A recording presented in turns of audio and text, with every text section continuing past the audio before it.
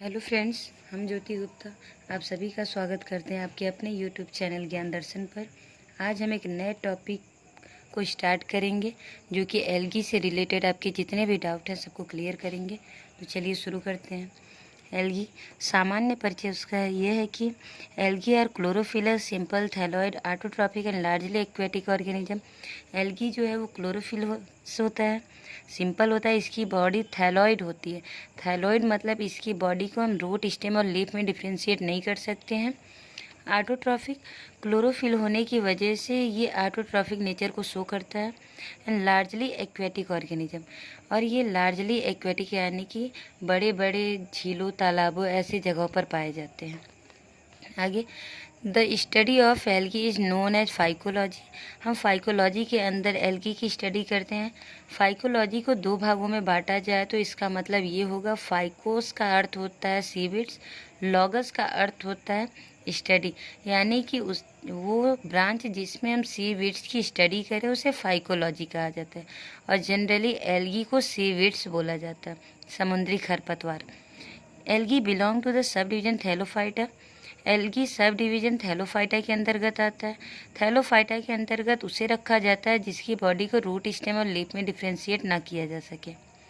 Thallophyta are the most basic seedless non vascular plant. Thallophyta जो होते हैं उनमें सीड नहीं पाया जाता है और वो नॉन वस्कुलर प्लांट होते हैं। इसका मतलब उसमें जाइलम और फ्लोएम एब्सेंट होता है। The sex organ known as gametangia are unicellular. इनका जो सेक्स ऑर्गन होता है वो गैमिटेंजिया होता है जो कि यूनिसेलुलर होता है। इसमें एम्ब्रियोनिक स्टेज भी एब्सेंट होता है। एल्गी के लगभग 70 स्पीसीज ऐसे हैं जिसका इस्तेमाल हम अपने भोजन के लिए करते हैं, जैसे many species of porphyra, laminaria और सार्गासम। इसके कैरेक्टरिस्टिक फीचर्स क्या हैं? It's plant body is covered by mucilage that provide protection from water current and epiphytic growth. Algae के ऊपर म्यूसिलेज का कवर पाया जाता है जो कि उसे वाटर करेंट से प्रोटेक्शन प्रोवाइड करता है और एपिफिटिक ग्रोथ भी प्रोवाइड करता है। इसका मतलब यह हुआ कि ये किसी वैसे प्लांट्स जिनको उगने के लिए किसी वृक्ष की ज़रूरत हो, लेकिन वो एज ए परिजीवी यानी पैरासाइट के रूप में उसके ऊपर इफेक्ट ना करें। सिर्फ आगे देखिए, some of them also occur in association with fungi and animalia. कुछ ऐसे एल्गी होते हैं जो कि एसोसिएशन यानी म्यूचुअल रिलेशनशिप को दर्शाते हैं, जैसे कि वो इस तरह से रिलेशनशिप में रहते हैं कि दोनों को एक दूसरे से लाभ हो। The plant body is thallus-like that can be unicellular, filamentous, colonial and composed of parenchyma. कुछ एल्गी यूनिसेलुलर होते हैं। वैसे तो सभी एल्गी यूनिसेलुलर ही होते हैं। इसका एग्जाम्पल है क्लैमिडोमोनास। फिलामेंटस यानी एक छड़ के रूप में पाए जाते हैं, स्पायरोगारा एंड यूलोथ्रिक्स इसका एग्जाम्पल है। वॉल्वॉक्स जो होता है वो कॉलोनी बना के रहता है and compost of true parenchyma, और ये ट्रू पैरेनकाइमा के बने होते हैं। ट्रू पैरेनकाइमा वो होता है, इसमें एक विशेष प्रकार की गुहा पाई जाती है जिसमें एयर भरा रहता है। वो एयर इन्हें पानी में तैरने के लिए हेल्प प्रोवाइड करता है, इसलिए इसे एरेनकाइमा भी कहा जाता है। पिगमेंट, क्लोरोफिल में पिगमेंट ए तथा कैरोटीन पाया जाता है जो कि यूनिवर्सल पिगमेंट होता है। इनका रिजर्व फूड मटेरियल स्टार्च होता है। Fusion of gametic produce zygote which immediately undergoes meiosis, so embryonic stage is absent. इनमें जो जाइगोट बनता है वो जल्दी ही मियोसिस में चला जाता है, जिसकी वजह से इसमें एम्ब्रियोनिक स्टेज एब्सेंट हो जाता है। इसमें 3 तरह की रिप्रोडक्शन देखे जाते हैं, वेजिटेटिव, सेक्सुअल और एसेक्सुअल रिप्रोडक्शन। वेजिटेटिव रिप्रोडक्शन में बाइफ्रेगमेंटेशन यानी कि कुछ ऐसे पेरेंट बॉडी के कुछ पार्ट अलग होकर एक नए थैलस का निर्माण कर ले या फॉर्मेशन कर ले, and bye formation of different type of spore, और कुछ ऐसे स्पोर भी पाए जाते हैं जिससे एक नए थैलस का फॉर्मेशन हो जाए। एसेक्सुअल रिप्रोडक्शन में क्या होता है, by different type of spore, इसमें डिफरेंट यानी अलग अलग तरीके के स्पोर पाए जाते हैं। The most common asexual spore is जू स्पोर। इसमें सबसे कॉमन जो स्पोर होता है वो जू स्पोर होता है, जिसमें फ्लैजेला पाया जाता है। फ्लैजेला पाया जाता है इसका मतलब ये कि ये मोटाइल होता है एक जगह से दूसरी जगह तक जा सकता है और इसके अंदर ये कैपेबिलिटी होती है कि ये नए एल्गी को प्रोड्यूस करा सकता है। ये जूस्पोर के पास ये फ्लैजेला पाया जाता है, 2 फ्लैजेला पाया जाता है जिसकी वजह से इसे बाई फ्लैजलेट कहा जाता है।